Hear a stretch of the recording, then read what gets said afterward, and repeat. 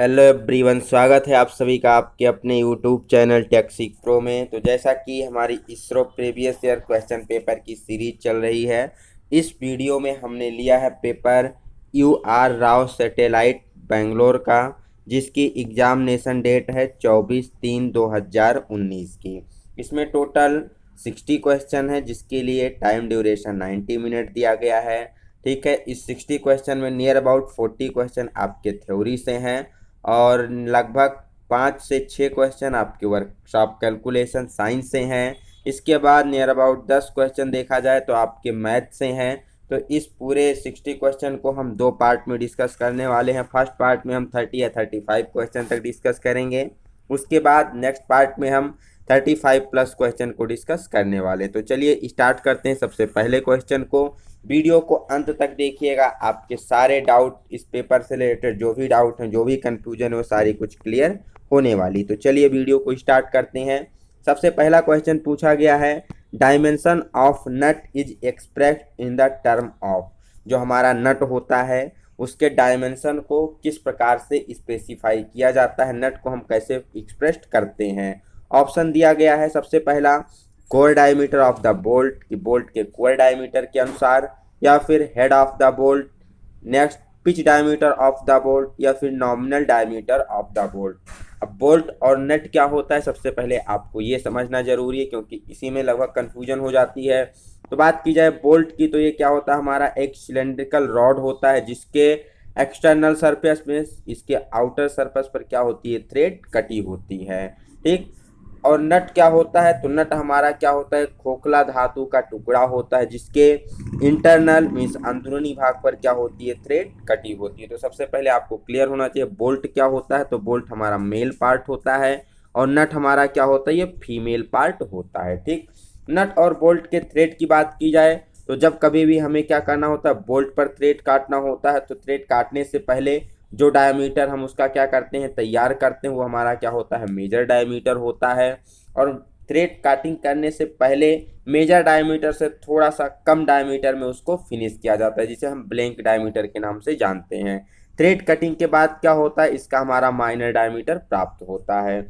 यदि इसी के विपरीत बात की जाए, किसकी, नट की बात की जाए, तो नट में क्या होता है, थ्रेड काटने से पहले जो हम क्या करते हैं, ड्रिल होल करते हैं, वो क्या होता है, वो हमारा माइनर डायमीटर, जिसे हम कोर डायमीटर कहते हैं, उसके बराबर होता है। और नेक्स्ट, जब हमारी थ्रेड कट जाती है तो थ्रेड कटिंग के बाद जो हमें डायमीटर प्राप्त होता है इंटरनल होल में, जो नट में हमें डायमीटर प्राप्त होता है, वो हमारा क्या होता है, हमारा मेजर डायमीटर के बराबर होता है। तो ये आपको क्लियर होना चाहिए। अब क्वेश्चन क्या पूछा गया है कि नट के डायमीटर को हम कैसे स्पेसिफाई करते हैं, नट के डायमेंशन को। तो नट के डायमेंशन को एक्सप्रेस किया जाता है बोल्ट के नॉमिनल डायमीटर के अनुसार। जो बोल्ट का नॉमिनल डायमीटर होता है, सिंपल शब्दों में अगर देखा जाए तो नियर अबाउट जो इसका मेजर डायमीटर होता है बोल्ट का, उसी के द्वारा हम क्या करते हैं, नट के डायमेंशन को या फिर बोल्ट के डायमेंशन को एक्सप्रेस करते हैं। तो आशा करते हैं ये क्वेश्चन आपको क्लियर हो गया होगा। चलते हैं नेक्स्ट क्वेश्चन, 2 नंबर क्वेश्चन की तरफ। इसमें पूछा गया है dowel pins are used for. जो डॉवेल पिन होती हैं, डॉवेल पिन का प्रयोग किस लिए किया जाता है। Option, measurement depth of hole, hole की गहराई को मापने के लिए, measurement diameter of hole, hole के डायमीटर को मापने के लिए, या फिर लोकेटिंग पर्पज के लिए, या फिर फास्टनिंग पर्पज के लिए। तो बेसिकली आपको क्लियर होना चाहिए डॉवेल पिन। डॉवेल पिन क्या होती है, बेसिकली ये अस्थायी फास्टनर के रूप में प्रयोग की जाती है। ठीक है, किसके रूप में प्रयोग की जाती है, तो 2 या 2 से अधिक पार्टों को अस्थायी रूप से मीन्स उसे फिक्स करने के लिए इसका प्रयोग किया जाता है। तो डॉवेल पिन का प्रयोग हम कहाँ करते हैं, तो पार्टों की सही लोकेशन में फिट करने के लिए। जो भी हमारी असेंबली होती है उसमें जो हमें पार्टों को फिक्स करना होता है, तो उसे सही पोजीशन में, सही लोकेशन में फिट करने के लिए हम क्या करते हैं, वहां पर डॉवेल पिन का प्रयोग करते हैं, जो कि बेसिकली क्या है, अस्थायी टेम्परेरी फास्टनर के अंतर्गत आती है। ठीक है। बात की जाए अगर कारपेंटरी शॉप में जो डॉवेल पिन प्रयोग की जाती है वो हार्डवुड की बनाई जाती है, और जो अन्य मीन्स अदर जगह प्रयोग की जाती है बेसिकली आपकी किसकी, स्टील की बनाई जाती है। ठीक। तो आशा करते हैं ये क्वेश्चन भी आपको क्लियर हो गया। अब स्टील में बेसिकली बात की जाए तो stainless steel, high carbon steel, spring steel, इस सब की डॉवेल पिन बनाई जाती है। इसके बाद इसको हार्ड और टेम्पर कर दिया जाता है।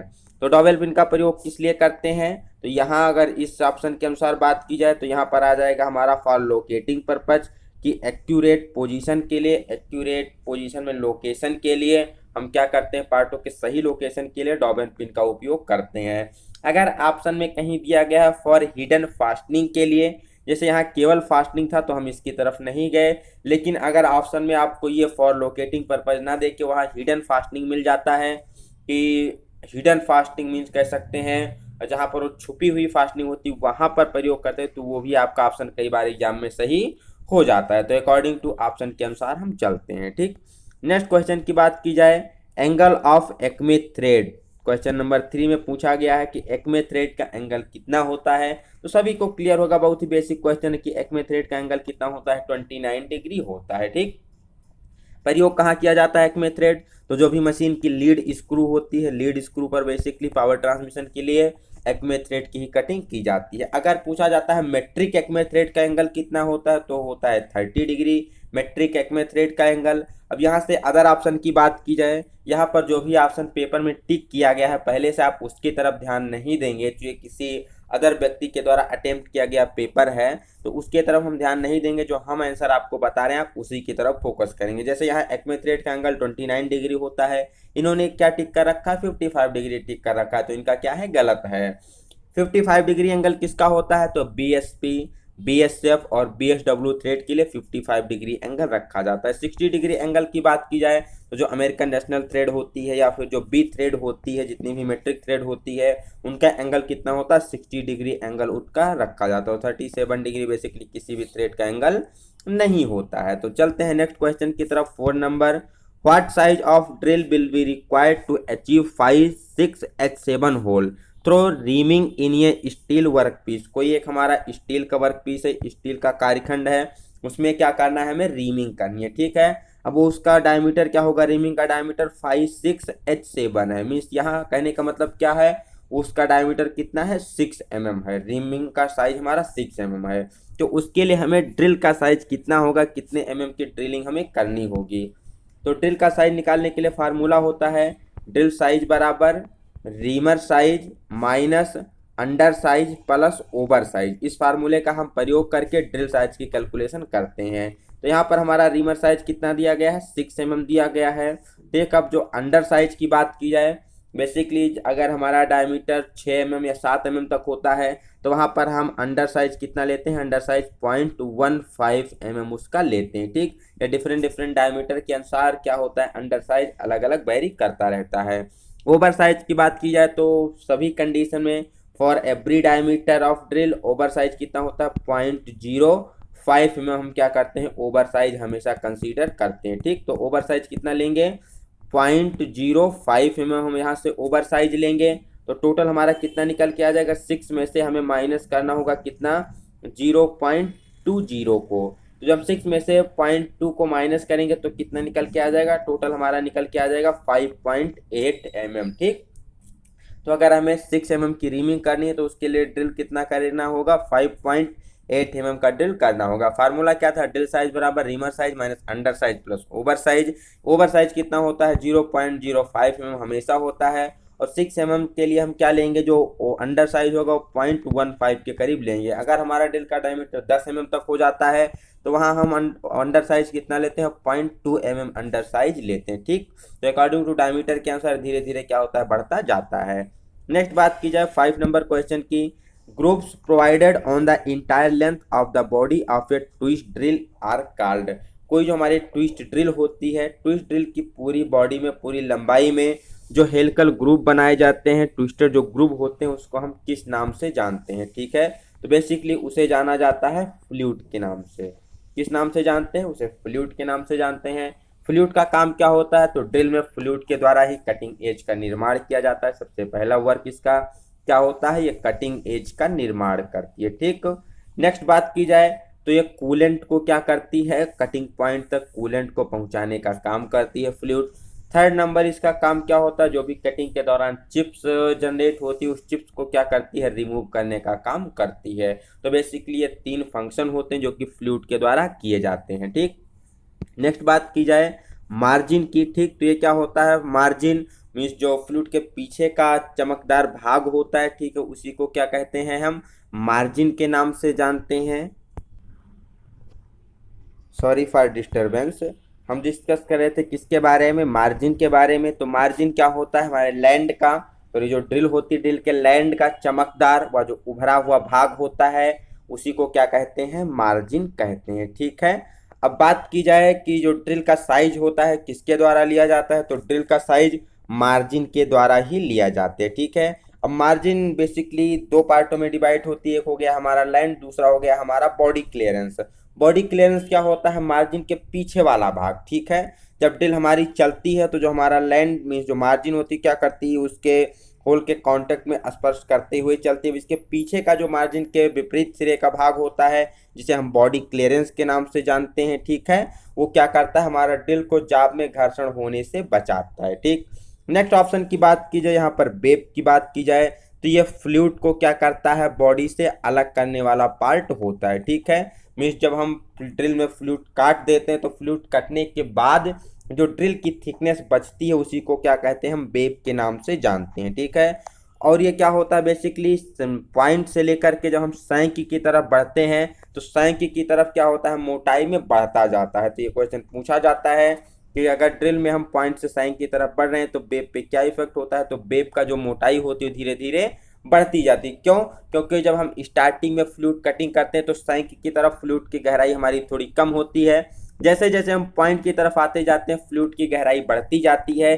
तो इसीलिए पॉइंट की तरफ क्या होता है, हमारा वेब की थिकनेस कम होती जाती है, और जैसे हम इसके विपरीत ऊपर की तरफ जाते हैं तो हमारा उल्टा होता रहता है। मीन्स हमारे वेब की थिकनेस बढ़ती है और फ्लूइड की जो गहराई होती है वो कम होती जाती है। ठीक, बात की जाए कि लिप क्या होती है, तो लिप आप सभी लोगों को क्लियर होगा। ये बेसिकली क्या होती है, जो कटिंग का कार्य होता है, मीन्स जो इस प्रकार का एंगल उसके कटिंग फेस होते हैं इसी को लिप के नाम से जानते हैं। ठीक है, मीन्स जिस एंगल पे आपके बने होते हैं लिप, मीन्स जिस एंगल पे कटिंग का काम करते हैं बेसिकली लिप होती है। लिप एंगल पूछा जाता है कितना होता है, तो एक लिप की बात की जाए तो इसका एंगल होता है 59 डिग्री। दोनों लिप की बात की जाए तो दोनों का एंगल हो जाता है 118 डिग्री। तो जनरल ड्रिल के लिए 118 डिग्री एंगल रखा जाता है।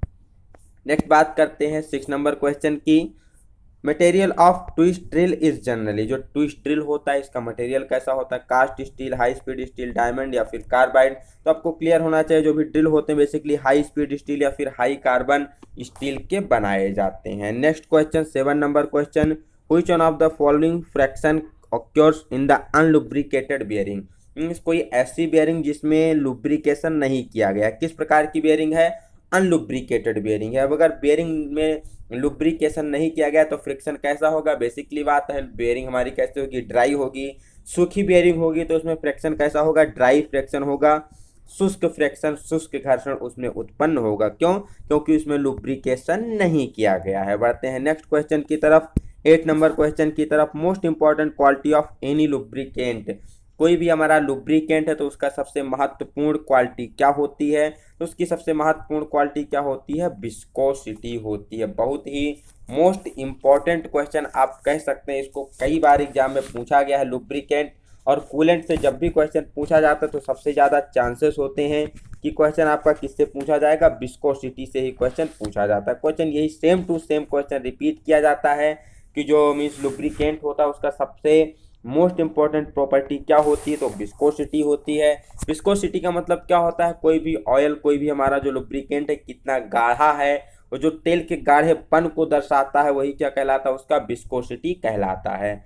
इसकी जांच किसके द्वारा की जाती है, तो विस्कोमीटर के द्वारा हम क्या करते हैं, इसकी जांच करते हैं। ठीक, नेक्स्ट अगर यहाँ से जो बात की जाए इमल्सिफिकेशन के बारे में कभी कभी पूछ लिया जाता है, तो इमल्सिफिकेशन का हिंदी बात की जाए तो इसका मतलब था पाइशीकरण या कह सकते हैं घुलनशीलता। मीन्स जो हमारा ऑयल है, जो हमारा कटिंग ऑयल है और जो पानी है, ठीक वाटर है, हमारा कटिंग ऑयल पानी में कितना घुलनशील है वही हमारा कहलाता है इमल्सिफिकेशन। यहाँ से आपको इसका रेशियो पूछा जाता है कि जो कटिंग ऑयल है वाटर के साथ उसका रेशियो कितना होता है। तो कटिंग ऑयल को हम 1 लेते हैं और वाटर को कितना लेते हैं, 20 के रेशियो में लेते हैं। मीन्स 1:20 का रेशियो ऑयल और वाटर के बीच होना चाहिए। अगर परसेंटेज में पूछा जाता है तो 5% ऑयल आपका क्या होता है, मिलाया जाता है वाटर में आपके सोल्यूबल ऑयल को बनाने के लिए। ठीक, नेक्स्ट बात की जाए यहाँ पर क्वेश्चन नंबर 9 की क्वेश्चन नंबर 9 में क्या पूछा गया, which one of the following metal does not require any coolant during machining. The most important question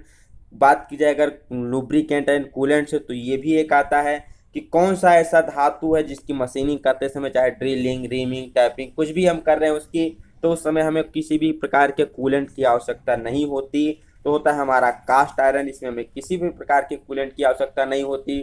कई बार पूछा जाता है कास्ट आयरन के लिए किस कूलेंट का प्रयोग करते हैं, तो अगर ऑप्शन में आपको दिया गया है ड्राई, मीन्स ड्राई उसको कर सकते हैं, ठीक, मीन्स हम उसको सूखा मशीनिंग कर सकते हैं। अगर ड्राई ऑप्शन में नहीं दिया गया है तो वहाँ पर कंप्रेस्ड एयर दिया जाता है कि जो कंप्रेस्ड एयर होती है उसका प्रयोग हम क्या करते हैं, कास्ट आयरन की मशीनिंग करते समय करते हैं। क्यों, बेसिकली कास्ट आयरन में क्या होता है, फ्री ग्रेफाइट पाया जाता है, तो फ्री ग्रेफाइट की मात्रा क्या होती है, वो सेल्फ लुब्रिकेशन का काम उसमें करता रहता है। अगर इसमें हम कूलेंट वगैरह का प्रयोग करेंगे तो इसमें जो हमारी चिप्स होती है सेगमेंटल चिप बनती, छोटे छोटे कणों में चिप्स बनती, तो हमारी क्या होगी, वो कह सकते हैं एक लुगदी के रूप में हमारी वो एक कह सकते हैं इस लिक्विड के रूप में हमारा उलझ कर उसी में रह जाएगा और प्रॉपर रूप से बाहर नहीं निकल पाएगा, ठीक।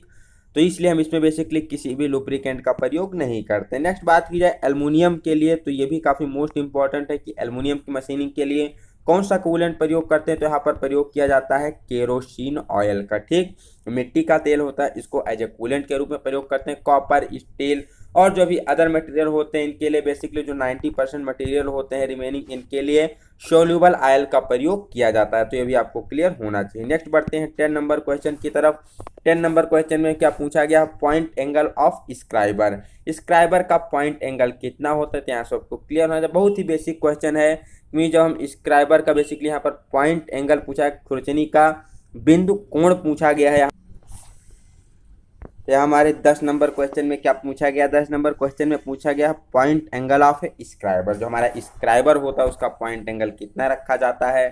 तो बेसिकली बात करते हैं स्क्राइबर क्या होता है। तो जब भी हमें किसी भी वर्कशॉप में, किसी भी फैक्ट्री में हम क्या करते हैं, कोई जॉब बनाते हैं, तो जॉब को बनाने से पहले उसमें हम क्या करते हैं, मार्किंग मीडिया का लेप लगाते हैं। मार्किंग मीडिया का लेप लगाने के बाद उस पर हमें क्या करनी होती है, लाइनें खींचनी होती है। हमें अपने गाइडेंस के लिए अकॉर्डिंग टू ड्राइंग के अनुसार हम क्या करते हैं, जॉब पर लाइनें खींचते हैं कि इस प्रकार हमें क्या करनी है, जॉब की कटिंग करनी है।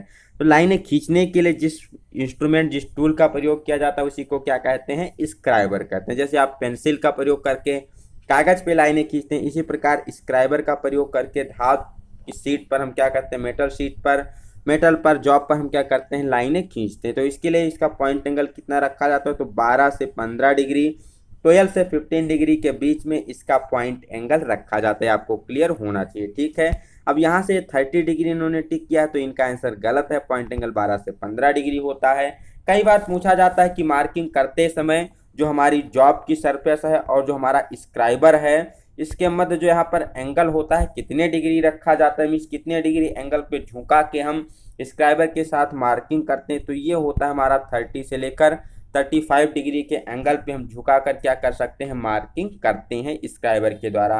यहाँ पर बेसिकली पूछा जाता है ऑफसेट स्क्राइबर के बारे में कि वर्नियर हाइट गेज में परिशुद्धता से मार्किंग करने के लिए बेसिकली जो उसमें स्क्राइबर प्रयोग किया जाता है वो कौन सा स्क्राइबर होता है, तो होता है हमारा ऑफसेट स्क्राइबर, जो कि नाइफ एज स्क्राइबर का बेसिकली हम उसमें प्रयोग करते हैं, ठीक। तो चलते हैं नेक्स्ट क्वेश्चन 11 नंबर क्वेश्चन की तरफ। यहाँ पर क्या पूछा गया है, clearance between matching part is measured by.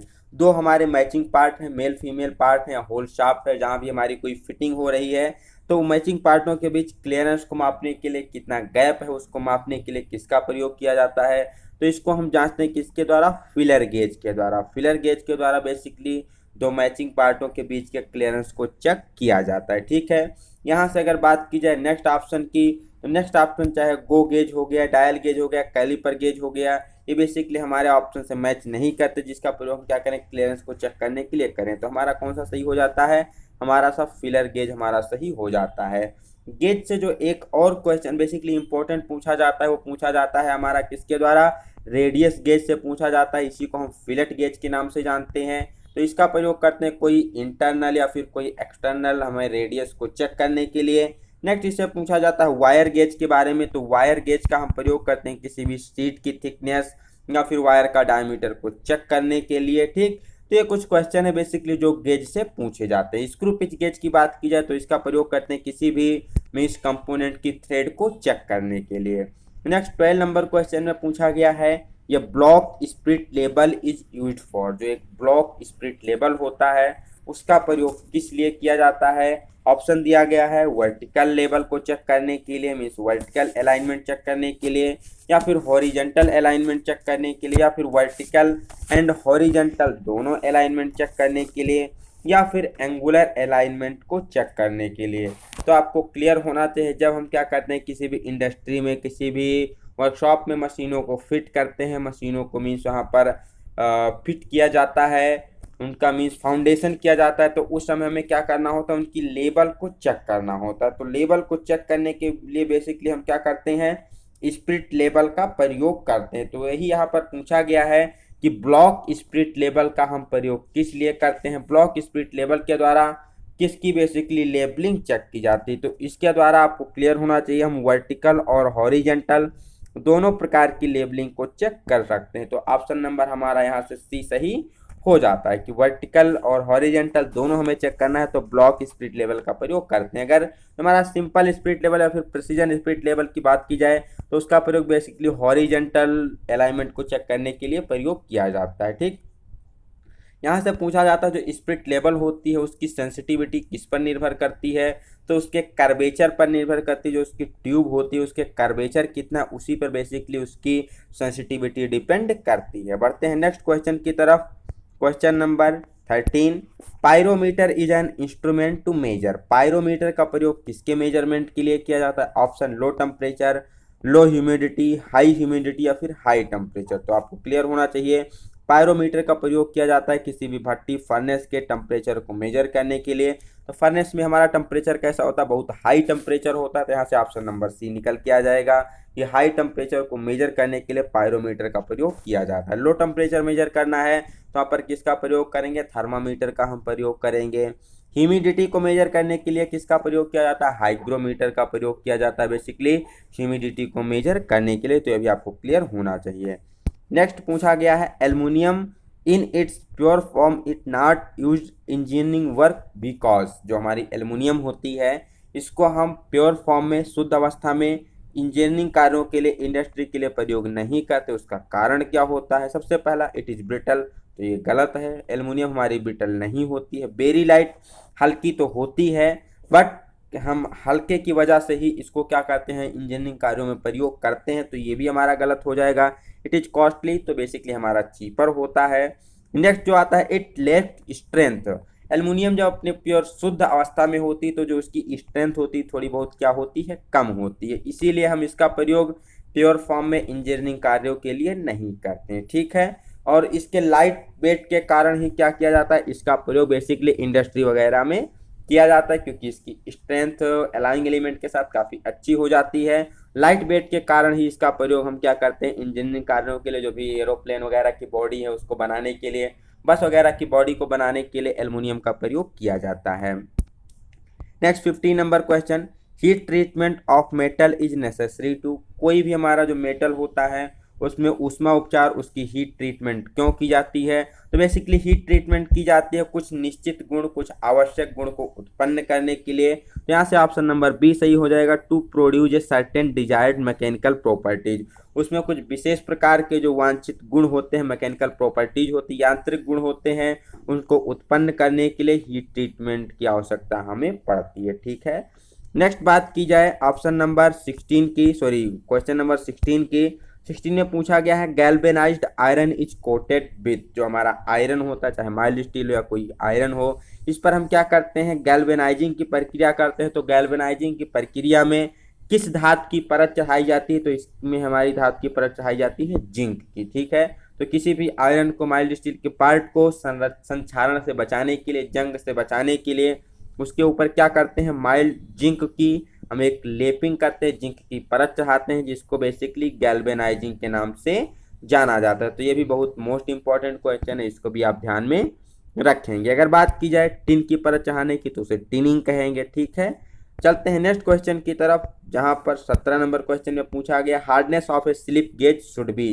Slip gauge जो होती है, बेसिकली स्लिप गेज का प्रयोग कब करते हैं, तो ये बहुत ही एक्यूरेट साइज में फिनिश होती है, इसका प्रयोग शाइन बार के साथ किया जाता है। ठीक है, मीन्स एक्यूरेट मेजरमेंट लेने के लिए, वहाँ पर एंगल को चेक करने के लिए, कोण को चेक करने के लिए, या फिर जो हमारे कोई मैचिंग पार्ट होते हैं उनके बीच में हमें बहुत प्रिसाइजली उसके बीच गैप को मेजर करना होता है, तो वहाँ भी हम स्लिप गेज का प्रयोग कर लेते हैं।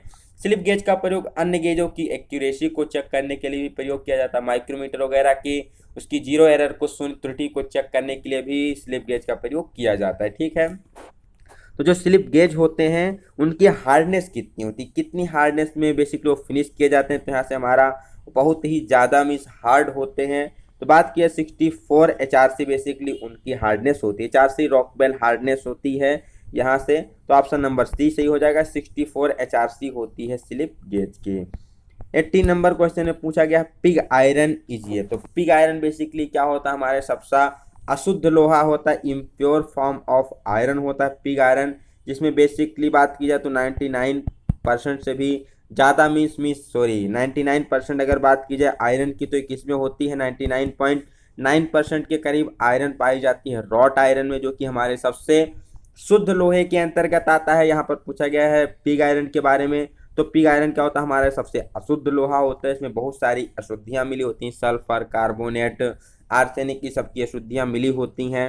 नेक्स्ट क्वेश्चन पूछा जाता है पिग आयरन को किस प्रोसेस के द्वारा बनाया जाता है, तो लोहे के जो अयस्क होते हैं, अयस्कों से पिग आयरन को बनाने की जो विधि होती है उसको हम स्मेल्टिंग कहते हैं। ठीक है, हिंदी में कहा जाए तो प्रगलन कहलाती, इसके लिए प्रयोग की जाती है ब्लास्ट फर्नेस का। नेक्स्ट क्वेश्चन आता है कास्ट आयरन, तो कास्ट आयरन में बेसिकली 2% से लेकर के 4% आयरन की मात्रा पाई जाती है, इसको बनाने के लिए हम प्रयोग करते हैं क्यूपोला फर्नेस का। और जो हमारा थर्ड सबसे शुद्ध लोहा होता है रॉट आयरन, ठीक है, इसको बनाने के लिए हम प्रयोग करते हैं पुडलिंग फर्नेस या फिर एस्टर्न प्रोसेस का भी प्रयोग किया जाता है। आजकल क्वेश्चन में पूछा जाता है कि एस्टर्न प्रोसेस के द्वारा किसका निर्माण किया जाता है, तो रॉट आयरन का निर्माण किया जाता है। ये क्वेश्चन आपको क्लियर होने चाहिए। 19 नंबर क्वेश्चन में पूछा गया है what should be the nominal pitch of hexa blade for cutting soft material. बहुत ही मोस्ट इंपॉर्टेंट क्वेश्चन है, ये आपको ध्यान में रखना होगा। जो हमारी हेक्सा ब्लेड होती है, हेक्सा ब्लेड में दो दांतों के बीच की जो सेंटर डिस्टेंस होती है, इसी को हम किस नाम से जानते हैं, इसी को बेसिकली हम पिच के नाम से जानते हैं। ठीक है, तो जो हमें क्या करनी होती है, सॉफ्ट मेटल की कटिंग करनी होती है, तो वहाँ पर हमारे हेक्सा ब्लेड की पिच कितनी रखी जाती है। तो कोई भी हेक्सा ब्लेड है जो इसकी पिच होती है दो बातों पर डिपेंड करती है। सबसे जो मेन फैक्टर होता है पॉइंट ऑफ कॉन्टैक्ट, मीन्स जो हमारा मेटल है उसकी मीन्स कितना पॉइंट ऑफ कॉन्टैक्ट है, कह सकते हैं मीन्स जब ब्लेड की कटिंग कर रही है तो उसमें जो कांटेक्ट हो रहा है ज़्यादा तीज संपर्क में आ रहे हैं, कम तीज संपर्क में आ रहे हैं, इस पर डिपेंड करती है। हमारा मटेरियल किस प्रकार का है, इस पर डिपेंड करती है। तो बेसिकली अगर बात की है सॉफ्ट मटेरियल के लिए, तो सॉफ्ट मटेरियल के बेसिकली हम प्रयोग करते हैं कोर्स ग्रेड पिच ब्लेड का, जिसकी जो कह सकते हैं पिच की डिस्टेंस होती है ज़्यादा होती है, तो बेसिकली 1.8 mm वाले पिच ब्लेड का प्रयोग किया जाता है सॉफ्ट मटेरियल के लिए। बात की जाए हार्ड मटेरियल के लिए, तो हार्ड मटेरियल के लिए वहाँ पर हम किसका प्रयोग करते हैं, तो वहाँ पर हम प्रयोग करते हैं 0.8 mm पिच वाले हेक्सा ब्लेड का, जिसे हम फाइन पिच हेक्सा ब्लेड के नाम से भी जानते हैं।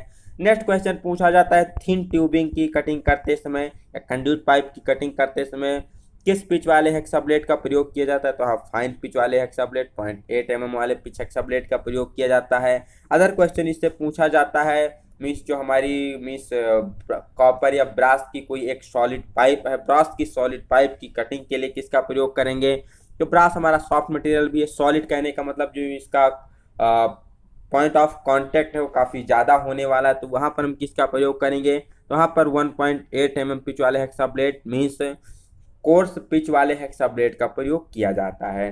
तो कोर्स का प्रयोग कब करते हैं, जब हमारा मेटल क्या होता है, काफ़ी हार्ड होता है, मीन्स सॉलिड होता है, ठीक है, या फिर मटेरियल कैसा होता है, सॉरी बात की जाए अगर हमारा कोर्स पिच का प्रयोग कब करेंगे, तो जो हमारा कटिंग सेक्शन होने वाला है, मीन्स सेक्शन काफ़ी ज़्यादा होने वाला है, पॉइंट ऑफ कांटेक्ट ज़्यादा होने वाला है, तो उस सिचुएशन में हम कोर्स पिच हेक्सा ब्लेड का प्रयोग करते हैं। मेटल कैसा होने वाला है, मेटल हमारा सॉफ्ट है, तो वहाँ पर इसका प्रयोग करते हैं। हार्ड फाइन पिच की प्रयोग बात की जाए तो फाइन पिच का प्रयोग कब करते हैं, तो मेटल अगर हमारा हार्ड है या फिर पॉइंट ऑफ कांटेक्ट तीत हमारे बहुत कम संपर्क में है, ठीक है, तो वहाँ पर इसका प्रयोग किया जाता है। ठीक, चलते हैं नेक्स्ट क्वेश्चन की तरफ, 20 नंबर क्वेश्चन की तरफ। यहाँ पर 20 नंबर क्वेश्चन में पूछा गया है the type of fit achieved when the female part is heated to assemble with the male part. ठीक, मीन्स जब हम क्या करते हैं मादा भाग को, मीन्स जो हमारा फीमेल पार्ट है उसको नर भाग से जोड़ने के लिए उसको हम गर्म करते हैं, उसमें दिया जाता है, तो इस प्रकार के फिट को किस नाम से जानते हैं। तो ऐसा हमें कब करने की जरूरत होगी, जब हमारे मेल पार्ट का साइज ज़्यादा होगा और फीमेल पार्ट का साइज कम होगा, मीन्स हमारा होल छोटा होगा और हमारा शाफ्ट क्या होगा, बड़ा होगा। तो इस कंडीशन में हमें दोनों को फिट करने के लिए होल को क्या करना होगा, थोड़ा सा गर्म करना होगा। फिर इसके बाद इसमें हम शाफ्ट को फिट करके उसे रूम टेम्परेचर फिर से ठंडा कर लेते हैं, तो डिजायर्ड फिट प्राप्त हो जाती है। तो जो इस प्रकार की फिट होती है इसको किस नाम से जानते हैं, तो इसको श्रिंकेज फिट के नाम से जानते हैं। ठीक, और श्रिंकेज फिट किसके अंतर्गत आती है, तो बेसिकली किसके अंतर्गत आती है, इंटरफेरेंस फिट के अंतर्गत आती है। फिर तीन प्रकार की, क्लियरेंस फिट, ट्रांजिशन फिट और इंटरफेरेंस फिट। क्लियरेंस में हमारा होल का साइज थोड़ा लार्जर होता है शाफ्ट के साइज से, इंटरफेरेंस में हमारे शाफ्ट का जो साइज होता है लार्जर होता है होल के साइज से, ट्रांजिशन में कभी होल का साइज बड़ा कभी शाफ्ट का साइज बड़ा। ठीक है, जो श्रिंकेज फिट होती है किसके अंतर्गत आती है, ये हमारी अंतर्गत आती है इंटरफेरेंस फिट के। ठीक, चलते हैं नेक्स्ट क्वेश्चन की तरफ। ठीक, नेक्स्ट क्वेश्चन में क्या पूछा गया, यहाँ पर पूछा गया है which one of the following dimension shows the largest tolerance. यहाँ पर कौन सा ऐसा आपका डायमेंशन है जिसकी टॉलरेंस सबसे ज़्यादा है। तो टॉलरेंस क्या होती है, basically difference between high limit and lower limit. High limit और लोअर लिमिट के बीच के अंतर को ही क्या कहते हैं, टॉलरेंस के नाम से जानते हैं। तो अगर यहाँ पर देखा जाए पहले में कितनी है, 0.05 और 0.02 है, दूसरे में 0.05 और 0.03 है, थर्ड में 0.01 और 0.05 है। फोर्थ ऑप्शन में क्या दिया गया, तो फोर्थ ऑप्शन में दिया गया है 0.01 और फिर माइनस में 0.1 दिया गया है। तो अगर यहाँ पर आप देखें, अगर फर्स्ट ऑप्शन, सेकंड ऑप्शन और थर्ड ऑप्शन में जो हमारी upper limit, upper deviation, lower deviation है किसमें है, मीन्स 0.001 या फिर 002 के समथिंग, मीन्स ये 100 माइक्रोन तक जा रहा है। ठीक है, लेकिन अगर हम यहाँ बात करें ऑप्शन नंबर हम किसमें, फोर्थ में बात करें, तो यहाँ हमारे दशमलव के केवल एक ही स्थान तक टॉलरेंस दी गई है। मीन्स ये टॉलरेंस क्या हमारी काफ़ी ज़्यादा टॉलरेंस, मीन्स काफ़ी कह सकते हैं काफ़ी लूज टॉलरेंस है, काफ़ी ओपन टॉलरेंस। यहाँ पर हमारी 0.1 mm की टॉलरेंस दी गई है। बाकी यहाँ पर ABC में बात की जाए तो 0.01 के समथिंग नीचे काफ़ी क्लोज टॉलरेंस दी गई है। तो सबसे ज़्यादा टॉलरेंस कहाँ हो जाएगी, ऑप्शन नंबर डी में हमारी सबसे ज़्यादा टॉलरेंस हो जाएगी। ठीक है, चलते हैं नेक्स्ट क्वेश्चन की तरफ, जो कि 22 नंबर क्वेश्चन में पूछा गया है what type of defect is caused if higher than recommended current is used in arc welding. यार हम आर्क वेल्डिंग में जो हमारी अपेक्षित धारा उससे अधिक धारा का उपयोग करते हैं, मीन्स ज़्यादा हम करंट का प्रयोग करते हैं, तो उस समय कौन सा डिफेक्ट आता है, तो डिफेक्ट आता है बेसिकली अंडर कट। ठीक, जब हम अधिक करंट का प्रयोग करेंगे तो मेटल क्या होगा, हमारा कुछ इस प्रकार से कटिंग होना चाहिए था, लेकिन वो कुछ इस प्रकार से हमारी कटिंग हो जाती है, मीन्स अंडर कट हो जाता है, थोड़ा मटेरियल ज़्यादा कट हो जाता है। तो हमारा दोष कब आता है, जब हमारी उसमें रिकमेंडेड करंट हमारी ज़्यादा होती है। ब्लो होल की बात की जाए, ब्लो होल हो गया या हमारा पोरोसिटी हो गई, ये हमारा कब होता है, जब हमारी मीन्स ड्यूरिंग वेल्डिंग के अनुसार अगर हमारी कुछ उसमें मॉइस्चर प्रेजेंट या फिर एयर हमारी उसमें क्या होती है, मेल्ट पूल के अंदर हमारी ईयर ट्रैप हो जाती है, तो बाद में जो हमारी ईयर बाहर निकलती है तो क्या करती है, ब्लो होल या पोरोसिटी को उसमें जनरेट करती है। ठीक, नेक्स्ट चलते हैं ऑप्शन नंबर क्वेश्चन नंबर 23 की तरफ। 23 में क्या पूछा गया, which among the following is standard form of pipe thread. Pipe में बेसिकली किस प्रकार के थ्रेड का प्रयोग किया जाता है, BSF, BSW या फिर BSP। तो पाइपों के लिए एक स्पेशल प्रकार की थ्रेड होती है जिसे 20-30 स्टैंडर्ड पाइप थ्रेड के नाम से जानते हैं। शॉर्ट फॉर्म में BSP कहा जाता है। एंगल कितना होता है, इसका एंगल 55 डिग्री होता है। BSF, BSW की बात की जाए तो इसका भी एंगल कितना होता है, 55 डिग्री ही होता है। मेट्रिक थ्रेड की बात की जाए तो इसका एंगल कितना होता है, 60 डिग्री एंगल रखा जाता है। 24 नंबर क्वेश्चन में पूछा गया है grinding fluid are mainly used to. Grinding fluid का प्रयोग किस लिए किया जाता है। सबसे पहला ऑप्शन यहाँ पर दिया गया है reduce the friction between the wheel and face of the job, means job और फेस के बीच घर्षण को कम करने के लिए। दूसरा wash away the chips, means chips को हटाने के लिए। Third prevent loading of wheel के लोडिंग को कम करने के लिए। फोर्थ है इम्प्रूव द सरफेस फिनिश को सुधारने के लिए। तो बेसिकली बात की जाए prevent of loading, wash away chips, reduce friction between wheel and job of face. तो तीनों ऑप्शन हमारे सही हो जाते हैं, लेकिन यहाँ पर हमें ऑल ऑफ दीज का ऑप्शन नहीं दिया गया है। तो अकॉर्डिंग टू माई एक्सपीरियंस हमें ऑप्शन नंबर ए की तरफ जाना चाहिए कि बेसिकली हम ग्राइंडिंग फ्लूइड का प्रयोग कब करते हैं, तो जो हमें जो ग्राइंडिंग व्हील होती है उसके और जॉब के फीस के बीच जब हमें घर्षण को कम करना होता है, तो वहाँ पर हम क्या करते हैं, ग्राइंडिंग फ्लूइड का प्रयोग करते हैं। अगर घर्षण कम होगा मीन्स उसके बीच थोड़ा सा क्लियरेंस मिलेगा तो चिप्स हमारी आसानी से फ्लो हो जाएगी और हमारी लोडिंग की समस्या भी नहीं होगी। तो according to option number A की तरफ जाना चाहिए। 25 नंबर क्वेश्चन में बात कीजिए तो यहाँ पर पूछा गया है commonly used proportion of alloying element in high speed steel. High speed steel का अलाइंग एलिमेंट क्या होता है, तो आपको क्लियर होना चाहिए। हाई स्पीड स्टील में 18% टंगस्टन, 4% क्रोमियम और 1% वैनेडियम पाया जाता है। तो यहाँ से ऑप्शन नंबर हमारा ए सही हो जाता है। यहाँ पर जो इसका मेन अलाइंग एलिमेंट के बारे में पूछा जाए, प्रमुखता किसकी होती है, तो टंगस्टन की होती। कितनी होती, 18% पाई जाती है। यहाँ से कभी कभी पूछा जाता है स्टेनलेस स्टील के बारे में कि इसमें क्या होता है, तो इसमें 18/8 होता है। ठीक, 18% निकिल, 8% क्रोमियम की मात्रा यहाँ पर 18% क्रोमियम, 8% निकिल की मात्रा यहाँ पर पाई जाती है। नेक्स्ट बात करते हैं 26 नंबर क्वेश्चन के लिए। Tip of a cemented carbide tool is joined on the shank by.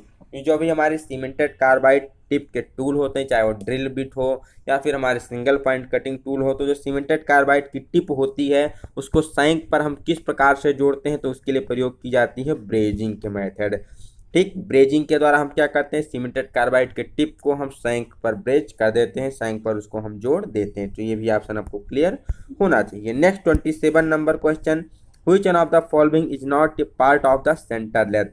निम्नलिखित में से सेंटर लेथ का कौन सा भाग नहीं है। ऑप्शन है feed rod, lead screw, arbor या फिर सैडल। यहाँ पर बात की है फीड रॉड की, सैडल की, लीड स्क्रू, ये तीनों किसमें होते हैं, लेथ के हमारे पार्ट होते हैं। लेकिन जो ऑप्शन नंबर हमें दिया गया फोर्थ आर्बर, तो आर्बर हमारा लेथ का भाग नहीं होता। आर्बर क्या होता है, बेसिकली ड्रिल मशीन का एक अटैचमेंट होता है जिसमें हम बेसिकली आर्बर की सहायता से ही हम क्या करते हैं, ड्रिल के मशीन में ड्रिल चक वगैरह को क्या करते हैं, उसमें होल्ड करते हैं। पूछा जाता है drill chuck in machine spindle is hold by the means of, किसके द्वारा, आर्बर के द्वारा ही हम क्या करते हैं, ड्रिल मशीन के स्पिंडल में ड्रिल चक को होल्ड करते हैं। तो हमारा ड्रिल का एसेसरीज है, ना कि हमारा किसका, लेथ का। तो ये हमारा ऑप्शन नंबर डी सही हो जाता है। 28 नंबर क्वेश्चन में बात की जाए, पूछा गया slot are provided on the angle plate for. जो हमारी एंगल प्लेट होती है, तो एंगल प्लेट में बेसिकली स्लॉट किस लिए बनाई जाती है, यही क्वेश्चन हमारा यहाँ पर पूछा गया। यहाँ पर आप कुछ इस प्रकार की स्लॉट बनी होती है एंगल प्लेट में। तो स्लॉट क्यों बनाई जाती है, तो बेसिकली स्लॉट बनाई जाती है जब भी हम किसी भी जॉब की मार्किंग करते हैं या फिर उसकी चेकिंग करते हैं। तो मार्किंग और चेकिंग करते समय जॉब को क्लैंप करने के लिए, क्लैंप करते समय हम किसका प्रयोग करेंगे, बोल्ट का प्रयोग करेंगे। तो बोल्ट को स्थान देने के लिए, बोल्ट को उसमें सही से टाइट करने के लिए, क्लैंप करने के लिए, उसको एकोमोडेटिंग के लिए हम क्या करते हैं, उसमें होल्ड को प्रोवाइड करते हैं। तो ऑप्शन नंबर हमारा ए सही हो जाता है कि जो आपको होल्ड करते हैं इसमें बोल्ट को कसने के लिए उसमें बेसिकली क्या करते हैं, हम स्लॉट को प्रोवाइड करते हैं। इससे क्या होता है, हमारा उसका थोड़ा वेट भी हल्का हो जाता है, उसकी मीन्स जो क्या कह सकते हैं, जो दिखावट होती है काफ़ी अच्छी भी दिखती है, इजी हैंडलिंग भी होती है। बट मेन पर्पज क्या होता है, एक्मोडेटिंग ऑफ बोल्ट, मीन्स बोल्ट को स्थान देने के लिए। 29 नंबर क्वेश्चन में पूछा गया an oily floor should be cleaned by. कोई हम वर्कशॉप है जहाँ पर हम कार्य कर रहे हैं, अगर वहाँ पर ऑयल वगैरह बिखर गया, ऑयल गिर गया है, तो उसे हमें किसके द्वारा साफ करना चाहिए। ऑप्शन है कॉटन बेड से साफ करना चाहिए, वाटर से, सॉडस्ट से, या फिर CO2 को हमें क्या करना चाहिए, स्प्रेड करना चाहिए। तो सबसे मोस्ट इंपॉर्टेंट यहाँ पर ऑप्शन मिल जाता है सॉडस्ट के द्वारा। जो लकड़ी का बुरादा होता है उसके द्वारा हम क्या करते हैं, बुरादे के द्वारा हम बुरादे को फर्श पे फैला देते हैं। तो बुरादा क्या करता है, वो सारे मॉइस्चर, सारे ऑयल को अपने अंदर सोख लेता है। तो इजीली फिर उसको हम क्या कर सकते हैं, वहाँ से रैप कर सकते हैं। अगर हमारा सॉडस्ट ऑप्शन में नहीं दिया गया है, वहाँ पर हमारा रेत ऑप्शन में दिया गया है, बालू दिया गया है, तो उसका प्रयोग करके भी हम क्या कर सकते हैं, ऑयली फ्लोर को क्लीन कर सकते हैं। ठीक, तो ऑप्शन नंबर आपका यहाँ से सी सही हो जाता है। अगर सॉडस्ट नहीं दिया गया है तो आप किसके तरफ जाएंगे, रेत की तरफ या फिर बालू की तरफ, आप सिल्का सैंड की तरफ वहाँ पर ऑप्शन में जाएंगे। 30 नंबर क्वेश्चन में पूछा गया था study of pneumatic deal with the system operated with. जो हमारी न्यूमेटिक सिस्टम होती है उसमें किसका अध्ययन किया जाता है, तो न्यूमेटिक में हम किसका अध्ययन करते हैं, एयर का, जो भी वायु होती है उसका जो पूरा स्टडी होता है किसमें किया जाता है, न्यूमेटिक में किया जाता है। अगर बात की जाए हाइड्रोलिक में कि हाइड्रोलिक में किसका अध्ययन किया जाता है, तो बेसिकली जो वाटर होता है, सॉरी जो ऑयल होता है, ऑयल ऑपरेटेड जितने भी सिस्टम होते हैं तेल से रिलेटेड, किस में स्टडी किए जाते हैं, हाइड्रोलिक में उनकी स्टडी की जाती है।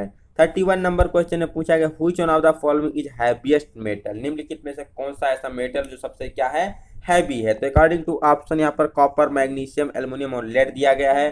तो लेड हमारा इसकी स्पेसिफिक ग्रेविटी नियर अबाउट 10.8 के समथिंग होती है। तो ये हमारा क्या है, यहाँ पर देखा जाए अकॉर्डिंग टू ऑप्शन के अनुसार तो सबसे हैवी हमारा मटेरियल होता है। लेकिन अगर पूछा है सबसे हैवी मटेरियल, वहाँ पर अगर ऑस्मियम आपको दिया गया है ऑप्शन में तो आप ऑस्मियम की तरफ जाएंगे, सबसे हैवी होता है, और लिथियम हमारा सबसे लाइटेस्ट होता है, ठीक है। बट यहाँ पर ऑस्मियम नहीं दिया गया तो हम किसके तरफ जाएंगे, लेड की तरफ जाएंगे।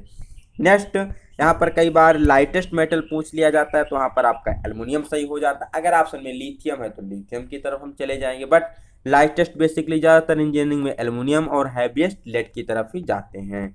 32 नंबर क्वेश्चन की बात की जाए तो 4 माइक्रोन इज इक्वल टू, तो हमें पता है 1 माइक्रोन की वैल्यू कितनी होती है, 1 माइक्रोन की वैल्यू 0.001 mm होती है। तो 4 माइक्रोन क्या करना होगा, हमें 4 से मल्टीप्लाई कर देना होगा। तो आप उत्तर हमारा कितना निकल के आ जाएगा, 0.004 mm निकल के आ जाएगा। तो यहाँ से ऑप्शन नंबर हमारा बी सही हो जाता है, ठीक है। चलते हैं नेक्स्ट क्वेश्चन 33 नंबर क्वेश्चन की तरफ। Best conductor of heat and electricity, ऊष्मा और विद्युत का सबसे अधिक सुचालक कौन सा होता है, तो क्रोमियम, निकिल, एल्युमिनियम या फिर कॉपर। तो अकॉर्डिंग टू ऑप्शन के अनुसार हम कॉपर की तरफ जाएंगे। कॉपर क्या होता है हमारा, क्रोमियम, निकिल, एल्युमिनियम की कंपैरिजन में सबसे अधिक ऊष्मा का चालक होता है। अगर आपको ऑप्शन में सिल्वर दिया गया है, ठीक है, चांदी, तो फिर आप कॉपर की तरफ नहीं जाएंगे, सिल्वर की तरफ जाएंगे। कि सिल्वर क्या होता है, सबसे गुड कंडक्टिव ऑफ हीट होता है, लेकिन काफ़ी अधिक महंगा होने के कारण इसका प्रयोग कम किया जाता है। कॉपर थोड़ा क्या होता है, इसकी कंपेयर में थोड़ा इजीली अवेलेबल और सस्ता होता है, इसलिए इसका प्रयोग ज़्यादातर किया जाता है। 34 नंबर क्वेश्चन में पूछा गया cast iron is use to manufacture machine bed because of, जितनी भी मशीन होती है वर्कशॉप में उसके बेड किसके द्वारा बनाए जाते हैं, तो बेसिकली कास्ट आयरन के द्वारा बनाए जाते हैं। क्यों बनाए जाते हैं, तो उसका सबसे मेन इंपॉर्टेंट उसकी प्रॉपर्टी होती है it resist more compressive load, means क्या कर सकता है, काफ़ी ज़्यादा कंप्रेसिव लोड को, संपीड़न भार को सहन कर सकता है। मीन्स मशीन के बेड पर ही मशीन का पूरा क्या होता है, बेड उसी पर कंप्रेस्ड क्या होता है, उसी पर सारा लोड उसका स्थिर होता है। तो बहुत ज़्यादा हैवी कंप्रेसिव लोड को सहन कर सकता है, इसीलिए इसमें बेसिकली क्या होता है, इसका प्रयोग किया जाता है मशीनों के बेड बनाते समय। यहाँ पर पूछा जाता है कि कास्ट आयरन किस प्रकार का लोड नहीं सहन कर सकता, तो बेसिकली इम्पैक्ट लोड को, जो कि आघात प्रतिबल होता है, इसको सहन नहीं कर सकता, लेकिन संपीड़न प्रतिबल को सहन कर सकता है, ठीक है। इसीलिए इसका प्रयोग किया जाता है मशीनों के बेड को बनाने के लिए। मशीन के बेड बनाते समय बेसिकली यहाँ से क्वेश्चन पूछा जाता है जो लेथ मशीन के बेड होते हैं वो किस प्रकार बनाए जाते हैं, तो वो बेड बेसिकली फ्लेम हार्डनिंग के मेथड के द्वारा बनाए जाते हैं। नेक्स्ट 35 नंबर और इस वीडियो का last question, spring washer are used under nut to prevent, basically जब हम नट और बोल्ट को कहीं भी असेंबली में फिक्स करते हैं तो क्या होता है, कंपन के वाइब्रेशन के कारण क्या होते हैं, ढीले हो जाते हैं, ठीक है।